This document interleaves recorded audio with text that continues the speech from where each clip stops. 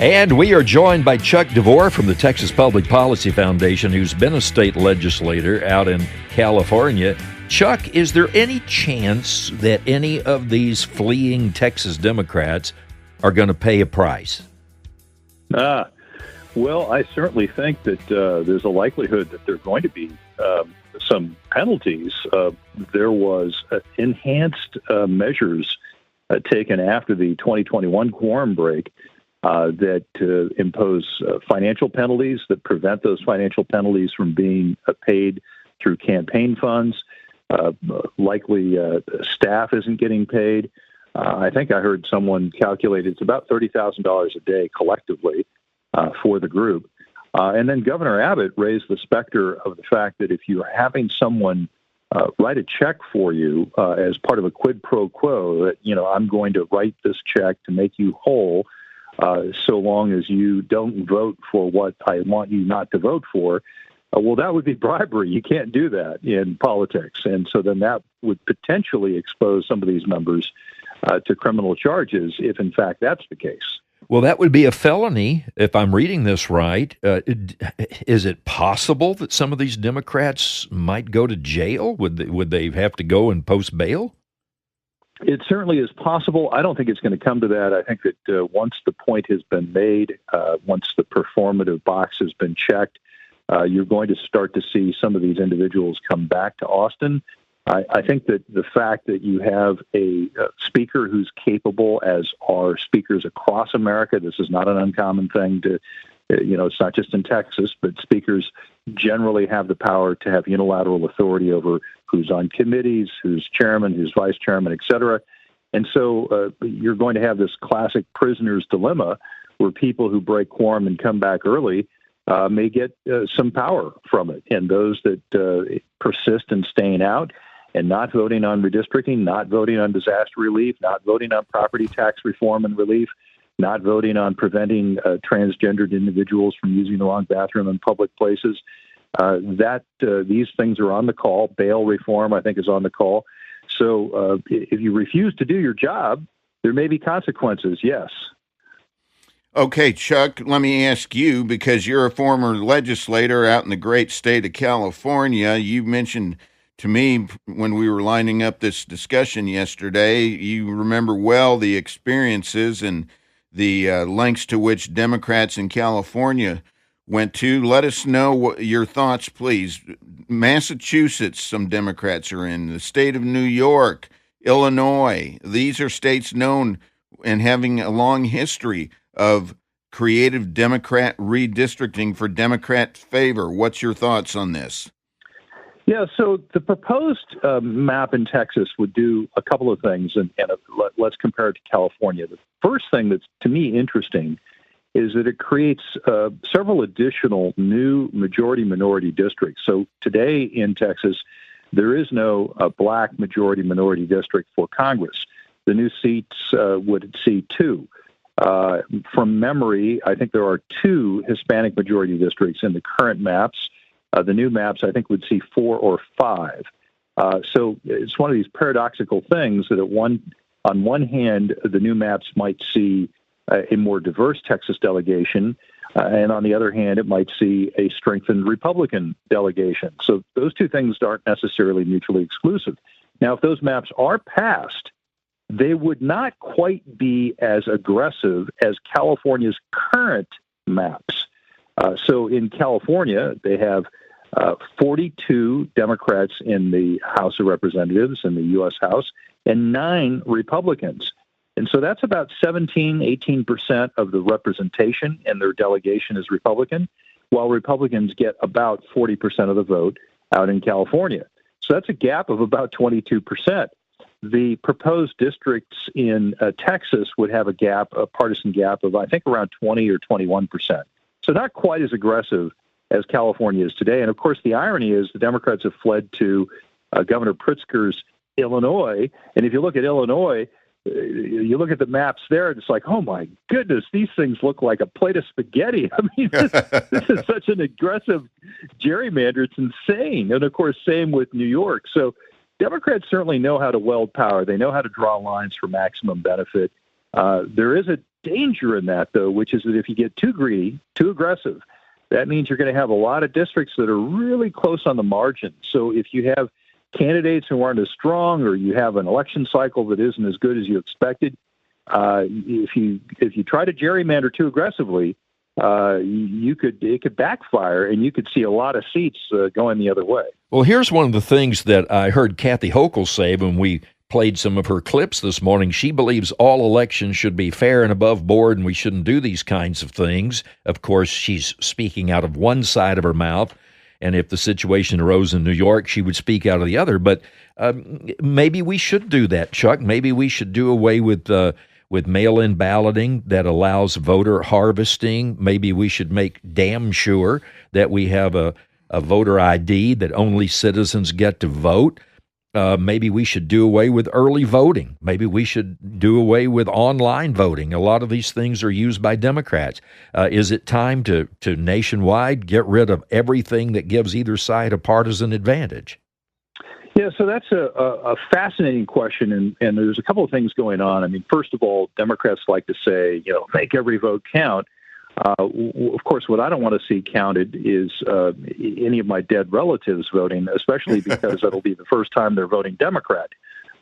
So that's a challenge. But what you're seeing right now with the Trump Justice Department, with people like Harmeet Dillon out of California, who I know personally, she's an amazing assistant attorney general, is you're seeing the administration begin to look into the voter rolls in states like California, where you don't have to show any ID whatsoever to sign up to vote. You don't have to show any sort of Social Security number or driver's license number. Your signature on your voter registration form is proof in California that you are eligible. And I know personally, I was walking my precinct in my last reelect for state assembly back in 2008. I get to the last house on my street where I live, knock on the door. Pardon me, is Mr. Wu here? Yes, I'm Mr. Wu. Well, I'd like your vote. I'm your state assemblyman. He says, well, I can't vote. I'm not a citizen. I'm like, are you James Wu, age 58, and blah, blah, blah? And he says, yes, that's me. I'm not a citizen. And I'm like, well, you're registered. And I was flabbergasted, and he was kind of troubled too. And then I talked to my registrar of voters in Orange County. It's like, yeah, so what? What do you want me to do about it? As long as he doesn't vote, that was, he was like, look, that's on him. Unbelievable. Like, really? You're not going to clean up the voter roll? Really? So, I think it's a high time that you get at least federal interest. Now, back to another one of Lynn's questions, though, about national standards. Here's where things get sticky. The Constitution really gives states the purview to manage elections in their state. Now, if there's a challenge when it comes to fair application constitutionally, in other words, if you're a citizen, is your vote being diluted by non-citizens or by fraud? And might that be a 14th Amendment equal protection issue? Well, it could be, and maybe there is something that we should do about it. And I think that's what the Trump administration is doing now, by going in and suing states and asking for information on their voter rolls to just double check. Hey, are all of these people properly registered? Are some of them registered more than once? Are all of these people citizens? These are questions that we should be asking. We kind of take it for granted in Texas because we're actually one of the better states in the nation when it comes to our voter integrity, our election integrity. But gosh, places like California are just atrocious. Well, Chuck, I'm just trying to save our democracy. No. My thought is, with Kathy Hochul coming out and saying that she believes that all elections ought to be fair, free, above board, without any kind of partisan advantage, maybe this is the time for Republicans to come out and say, yeah, we agree with that, so let's all do it. Here's our proposal. And the Democrats, of course, would reject it. Right. Well, I mean, you see that back when, for example, the Democrats had the House under Nancy Pelosi. H.R. 1, the very first bill they introduced, would have done this nationally. It would have prohibited voter ID. I think it would have allowed same-day registration nationwide. So it was and I think universal mail-in balloting. So it was a Democrat dream.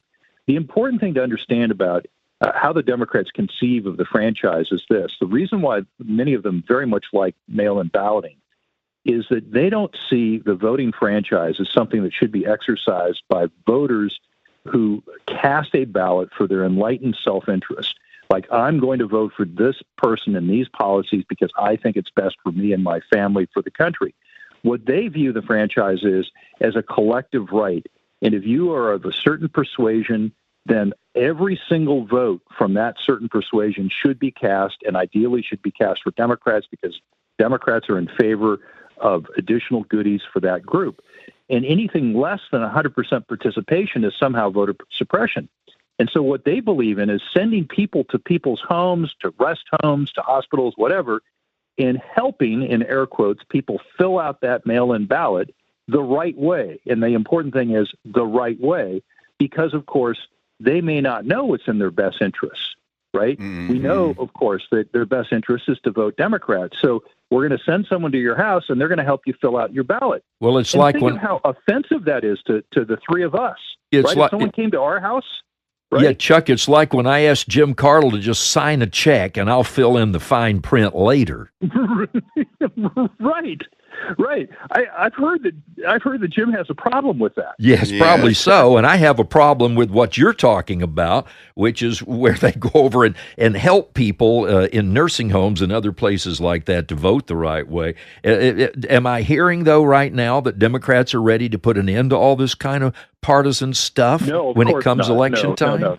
No, of course not. I mean, this is all about power. Politics, at the end of the day, is about power. What we have seen historically over the years is that Democrats are more serious about that than are Republicans.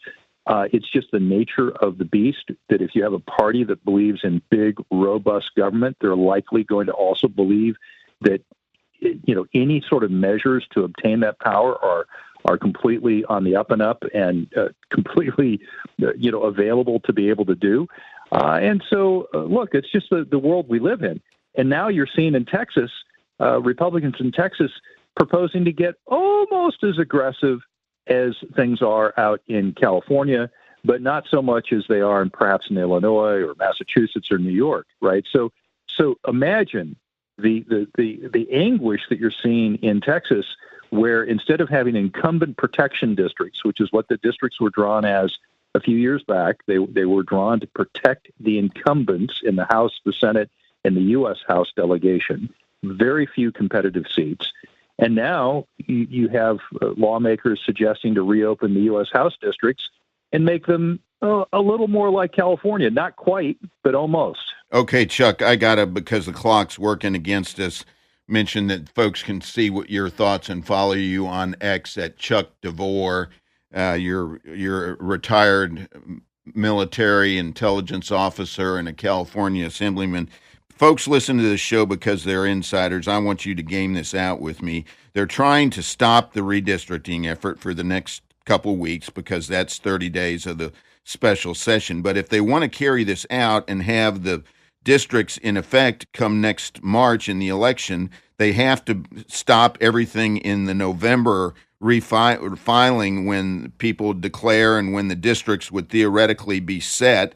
That's months away, a long time away now. Governor Abbott can call special session after special session for 30 days. Are the Democrats aware of what they've gotten themselves into? And do you think they're going to stay out of the state, away from their families, for the next 60, 90 days? I think eventually there will be a quorum. Again, we're looking at kind of a prisoner's dilemma. That means that the people that break quorum more quickly could be rewarded by the speaker with vice chairmanships or important committee assignments, and those who stay out longer put themselves at far greater risk in having less power. And then there's also the legal exposure that Governor Abbott talked about. I'd like to know who paid for that charter plane to fly them up to Chicago, right? These things cost money. Ever since the 2021 walkout, there's been financial penalties. You can't pay your staff. You don't draw a salary. You can't use campaign funds to pay for either. So how are they making up for the financial gap?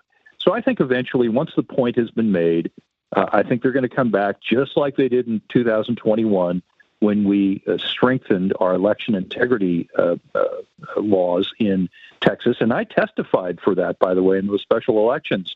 And I think what it took until the 4th or 5th, how many special elections were there in 2021, right? So the governor has a lot of leverage. Like you say, he can just continue to call these 30-day special sessions until the cows come home.